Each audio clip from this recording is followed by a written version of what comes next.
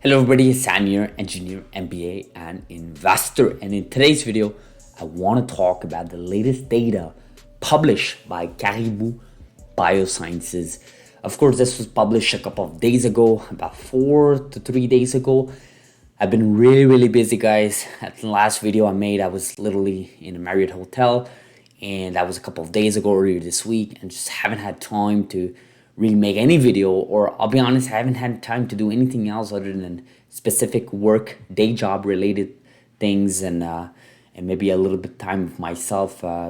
But of course, this is hopefully gonna be changing in the upcoming weeks as I free up my time here. But I've already mentioned I want to do a lot more videos, especially with last video. If you guys recall, I said there were some big changes in my life recently. So I'm just really planning to do a lot more of these, study a lot more of CRISPR, study a lot more genomics, lots of exciting things going on in this space. In fact, talking about exciting things, corporate presentation from Caribou published here. And of course, I'm not going to bore you guys with the details as to what this company is about, what they're trying to do with the technology they're working with, because I've already made numerous videos on that.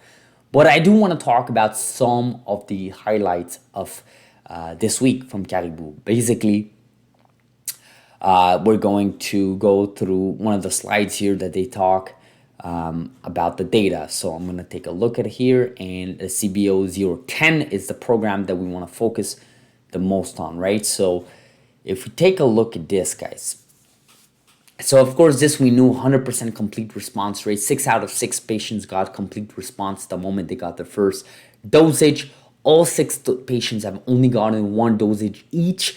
They have not gotten a second dose, and we'll take a look just shortly in the other graph there in the slide.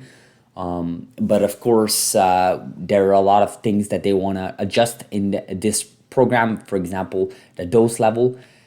So we'll take a look at additional cohort 1 antler data expected by year end 2022. So it looks like we're going to get more data based on this slide within the next 2 months, I guess, right? Because year end 2022 is basically within the next, less than, what is it, 60 days, 80 days left of this year. And of course, dose 1 was a specific amount here, and dose 2 has grown here to basically double if you think about it. So we'll take a look at dose level 2, of course, being not dose number 2, but dose level 2. This was on their mice non-human data that they got in preclinical. Nothing too special here to talk about, nothing new. But if we take a look at that single dose, like you see, they have not gotten a second dose, but they have increased the dose level to number 2 here to double it. But if you take a look at here, guys, this is the most important part, right? Let's scroll down here so you guys get more visibility on the slide here. So 3 to 6 patients maintain a complete response rate at 6 months. Again, the sample size is so small, but if you want to take for what it's worth, that's about 50%. That's actually above average in percentage. It's actually better than CRISPR Therapeutics CAR T cells programs when we talk about 50%. Again, way too early. The sample size is very small, but still 100% complete response, best response in the industry. But after 6 months, you're getting 50%, which again is above average.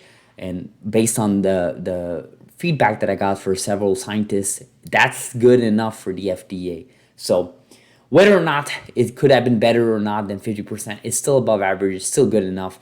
And I think honestly, at this point in the macro environment, with the recession we're in, good enough will do. Especially when we talk about the FDA approval for a program that really has no proven CRISPR-based therapy right now by the FDA. Well, so anything will do, in my opinion. And of course, we see here what we see: patient number 1 to 6. Patient number 1 was dosed back in July 2021, just shortly after their IPO, and you can see they have been potentially cured from the FL here. Subtype that they were defined, right, from lymphoma, some sort of lymphoma here. Patient number 4 and 5 have been getting really good response here. We can see that after 8 months, 8.5 months, and almost 8 months for patient number 5. Unfortunately, patient number 2, 3, and 6 have gotten progressive disease, which basically means the disease has progressed. That's not good. That's not what you want. But ultimately, that's still 50% out of the 6 patients cohort. And again, it's a single dose, right? People have to remember it is a single dose. They can actually adjust this to make it a second dose there for all 3 other patients that you see at the bottom there of this chart. Whether or not they'll do that, that's to be determined. But clearly here you got a 50% response rate, a complete response after 6 months, which is above average. You took a look at what their current progress is right now, currently enrolling patient at the phase 1 trial at dose level 2. So like I mentioned, they're upping their dose level. And again, by upping this dose level, they could have prevented this complete response, progressive disease for patient 2, 3, and 6. Who knows? I mean, there are variables here that they can tweak, tune. That's the whole point of going through a phase 1, phase 2 trial.